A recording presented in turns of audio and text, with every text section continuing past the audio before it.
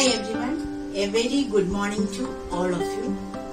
ഇന്നത്തെ ദിവസം നമുക്ക് ഒരു കുക്കിംഗ് വീഡിയോ ചെയ്യാം. ഒരു ചിക്കൻ ഗീ റോസ്റ്റ് നമുക്കൊന്ന്. ചിക്കൻ ബോൺലെസ് ബ്രസ്റ്റ് അത് 1/2 കിലോ എടുത്തിട്ടുണ്ട്.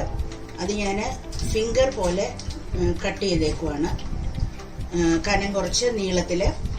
അതിനകത്ത് ചേർക്കേണ്ടത് പുളിയില്ലാത്ത തൈര് ഒരു 3 സ്പൂണ്, പിന്നെ ഇച്ചിരി കുരുമുളക് പൊടി, അതുപോലെ ജിഞ്ചർ ഗാർലിക് പേസ്റ്റ്, ഉപ്പ്, പിന്നെ പുതിനായും മല്ലിയിലയും കൂടെ അരച്ചു വെച്ചിരിക്കുന്നത്, പിന്നെ മസാലകള് പെരിഞ്ജീരകം, ജീരകം, പിന്നെ കൊത്തമല്ലി, അതുപോലെ മുളക് പൊടി, മഞ്ഞൾപ്പൊടി, ഗരം മസാല. ഗരം മസാലയ്ക്കകത്ത് ഞാൻ പ്രത്യേകം പൊടിച്ച മസാലയാണ്, അതിനകത്ത് നട്ട്മഗും ഒക്കെ ഇട്ടതാണ്. അതുപോലെ ഞാൻ വയറിന് പ്രോബ്ലം വരാതിരിക്കാനായിട്ട് അയമോദകം അജ്വൈൻ ഇടുന്നുണ്ട്. പിന്നെ ഗാർണിഷിങ്ങിന് ഇച്ചിരി കറുത്ത എള്ളിടുന്നുണ്ട്. അതുപോലെ ചിക്കൻ മാരിനേറ്റ് ചെയ്ത് 1/4 മണിക്കൂർ വെക്കണം. വെച്ച് കഴിഞ്ഞിട്ട് ചിക്കൻ വറുത്ത് കഴിഞ്ഞിട്ട് അവസാനം കറി ലീവ്സ്, ഒത്തിരിയും കറി ലീവ്സ് ഇടാൻ പറ്റും. എത്ര കറി ലീവ്സ് ഇടുന്നു അത്രയും നല്ല ഭംഗിയായിരിക്കും കാണാൻ, ഗുണവുമുണ്ട്. അപ്പോൾ കറി ലീവ്സ് വറുത്തിടുക. അതുപോലെ കുറച്ച് നട്ട്സ് നല്ലതായിട്ട് ഗീക്കകത്ത്, അതായത് നെയ്ക്കകത്ത്, പശുവിൻ നെയ്ക്കകത്ത് വറുത്ത് മുകളിലിടുക. അതുപോലെ പച്ചമുളക് 2-3 എണ്ണം കീറി അതിൻ്റെ മുകളിൽ ഗാർണിഷ് ചെയ്തിടാൻ പറ്റും അവസാനം. അതുപോലെ ഉള്ളി ചെറുതായിട്ട് നീളത്തിൽ കനം കുറച്ചരിഞ്ഞ് വിനീഗറും ഉപ്പും ചേർത്ത് മിക്സ് ചെയ്ത് അതിൻ്റെ മുകളിൽ ഗാർണിഷ് ചെയ്ത് വെക്കാൻ പറ്റും.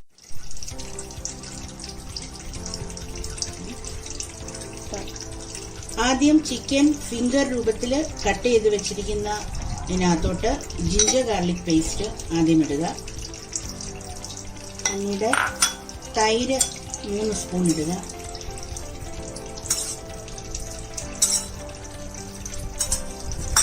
പിന്നീട് പെപ്പർ പൗഡർ ഇടുക.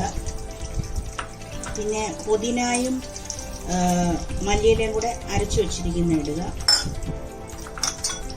ഉപ്പിടുക.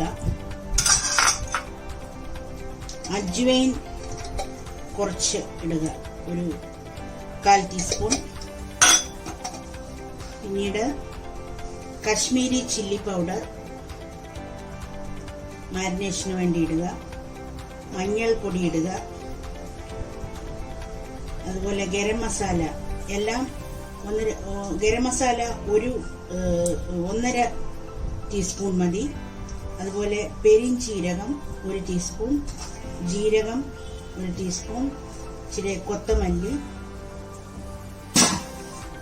ഇനി നന്നായിട്ട് ഇതിനെ മിക്സ് ചെയ്യുക, മാരിനേറ്റ് ചെയ്ത് വെക്കുക 1/4 മണിക്കൂർ.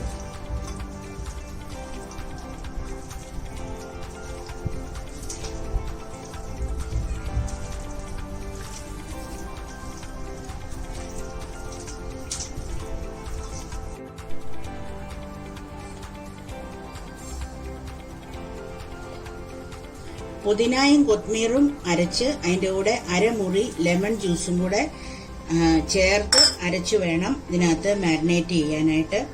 പിന്നീട് ഗീ ഒഴിച്ച്, ഗീ ഒരു 1/2 കപ്പ് ഗീ ഒഴിച്ചിട്ട്, അതായത് പശുവിൻ്റെ നെയ്യ് തന്നെ എടുക്കണം. പശുവിൻ്റെ നെയ്യ് എടുത്ത് അത് ചൂടാകുമ്പോൾ, നല്ലതായിട്ട് ചൂടാകുമ്പോൾ കാഷ്യൂ നട്ട്സ് നന്നായിട്ട് വറുത്ത് കോരി മാറ്റി വെക്കുക. അതുപോലെ കറി ലീവ്സ്, കറിവേപ്പില നന്നായിട്ട്, ഒത്തിരിയും കറിവേപ്പില വേണം, അതും നന്നായിട്ട് ഫ്രൈ ചെയ്ത് മാറ്റി വെക്കുക.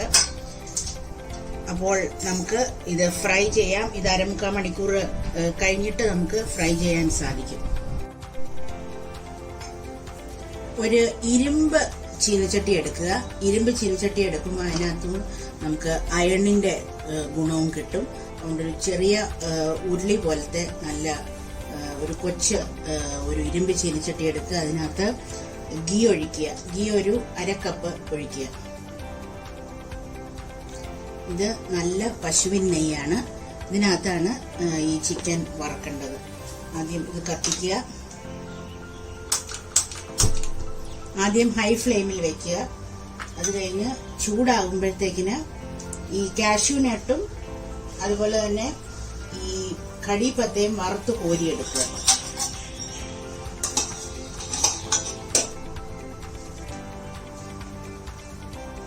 ഇത് ചൂടായി കഴിഞ്ഞു. ഇത് നമുക്ക് വറുത്ത് കോരാം. കാഷ്യൂ നട്ട്, അതായത് കശുവണ്ടി പരിപ്പ് വറുക്കുക.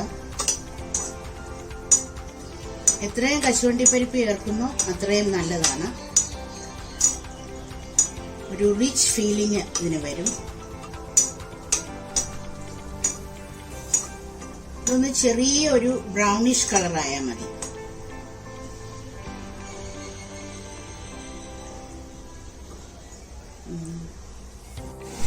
ഇത് ബ്രൗണിഷ് കളറായി. ഇനി ഇതിനെ നമുക്ക് കോരി മാറ്റാം.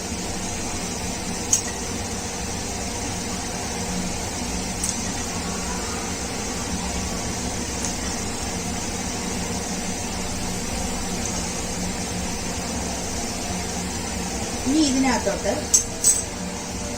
ഇച്ചിരി കറുത്ത എള്ള് ചേർക്കുക.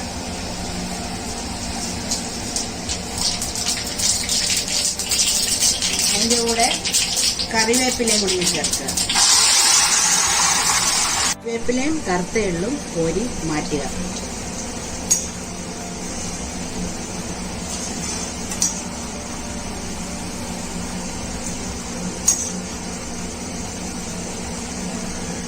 പിന്നെ ചിക്കൻ ഓരോന്നോരോന്നായിട്ട് അതിനകത്തിട്ട് വറുക്കുക. ഓരോ ഫിംഗറായിട്ട് ഇടുക.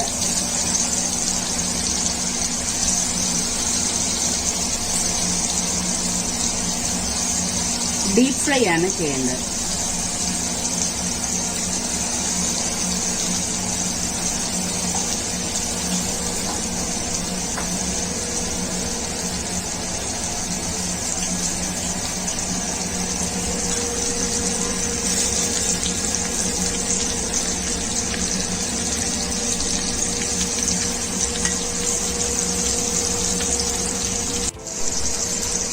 തിരിച്ചും മറിച്ചും ഇടുക. ഇത് നന്നായിട്ട് വേകണമല്ലോ. അത് കഴിഞ്ഞിട്ട് ഇതൊന്ന് മൂടി വെക്കുക, ഒന്നുകൂടൊന്ന് വേകാൻ വേണ്ടി. 1 2 3 പറ. ടിഷ്യൂ പേപ്പറിലോട്ട് കോരി മാറ്റുക. 2 മിനിറ്റ് കഴിയുമ്പോൾ അത് ഡെക്കറേഷൻ പ്ലേറ്റിലോട്ട് വെക്കുക.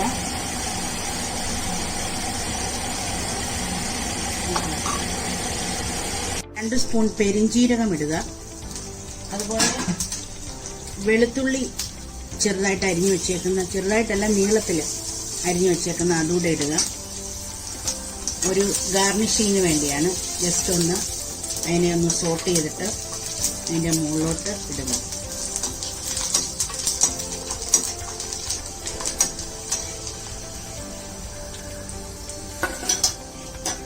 അപ്പോൾ നമുക്കിനി ഗാർണിഷിങ്ങിന് വേണ്ടി ഇങ്ങനെ വെതറിയിടുക.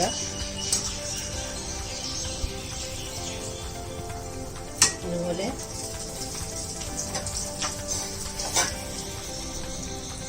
കടിപ്പത്ത, അതായത് കറി ലീവ്സ് ഇടുക. കാഷ്യൂ നട്ട്സ്, പറങ്കിയണ്ടി ഇടുക. പിന്നീട് ഈ ജിഞ്ചർ, അതായത് ഇഞ്ചി ജൂലിയൻസ് ആയിട്ട് കട്ട് ചെയ്തേക്കുന്ന ഇടുക. 2 പച്ചമുളക് വയ്ക്കുക. അതുപോലെ കുറച്ച് ഉള്ളി വിനീഗർ ഉപ്പും ഇട്ട് അത് ഇടുക. അപ്പോൾ നമ്മുടെ ഗീ റോസ്റ്റ് തയ്യാറായി കഴിഞ്ഞു. നമ്മുടെ ഡിഷ് തയ്യാറായി കഴിഞ്ഞു. ഇത് ചപ്പാത്തിയുടെ കൂട്ടത്തിലോ അല്ലെങ്കിൽ ബിരിയാണിയുടെ കൂട്ടത്തിലോ ഗീ റൈസിന്റെ കൂട്ടത്തിലോ സാധാരണ ചോറിന്റെ കൂട്ടത്തിലോ ഒക്കെ കഴിക്കാൻ നല്ലതാണ്. എല്ലാവരും ട്രൈ ചെയ്യുക. ദൈവം അനുഗ്രഹിക്കട്ടെ. All the best.